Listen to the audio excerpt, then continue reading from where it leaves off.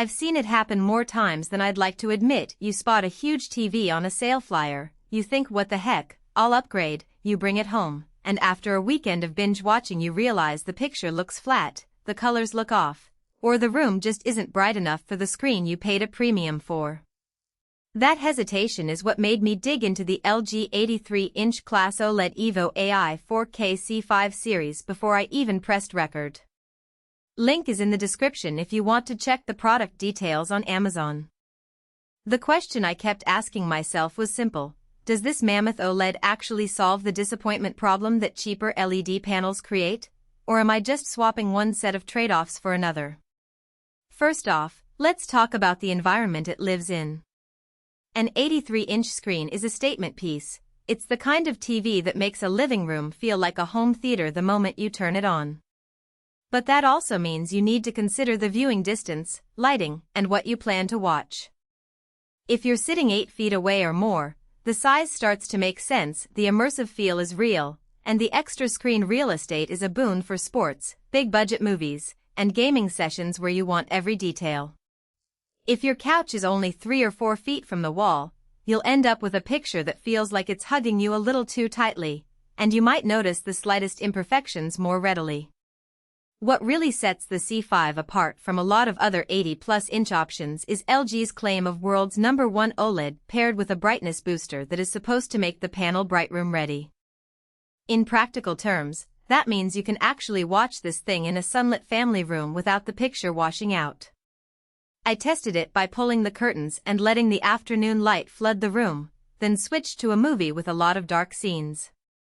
The blacks stayed truly black. You could see the distinction between a deep midnight and a shadowed hallway without any gray smearing that you get on most LED backlights. The highlight detail on a bright sky also stayed crisp, which is where the brightness booster shows its teeth. It's not a 2000 nits billboard, but hitting around 800,900 nits in HDR peaks feels more than enough for most living room lighting conditions. The AI super upscaling is another feature that's easy to talk about but harder to feel in day-to-day use. Basically, the Alpha 9 Gen 8 processor scans the incoming signal, identifies edges, textures, and motion, and then tries to fill in missing data to make lower resolution sources look closer to native 4K. For streaming services that still push 1080p content, the difference is subtle but noticeable. The picture looks cleaner, the motion feels less jittery, and you don't get that pixelated feeling when you're watching a fast-moving sports highlight. If you're a console gamer, the ultimate gaming label isn't just marketing fluff. The TV supports low input lag, HDMI 2.1, and a 120Hz refresh rate. Plug in a next-gen console and you'll see the response time feel almost instantaneous, and the variable refresh rate cuts down tearing during intense action scenes.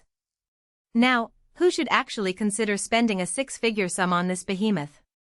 If you are a cinephile who already owns a sound system that can make use of Dolby Atmos and you love watching movies in a darkened room, the combination of Dolby Vision, Dolby Atmos, and Filmmaker mode will give you a very close approximation to what a director intended. The OLED's perfect black capability makes those nighttime cityscapes pop, and the color volume stays consistent because each of the 8.3 million self-lit pixels can be controlled individually.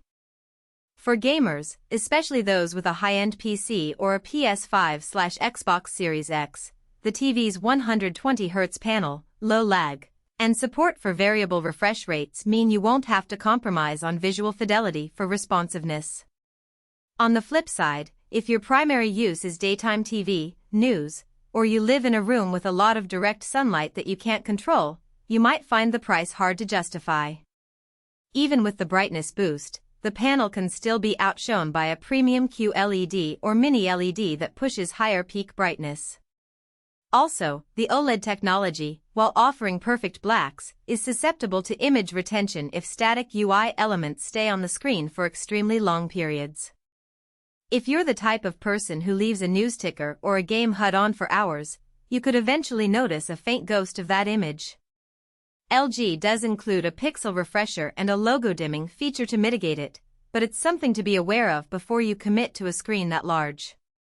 Another practical consideration is the wall mounting challenge. An 83-inch OLED isn't exactly light, it weighs over 90 pounds.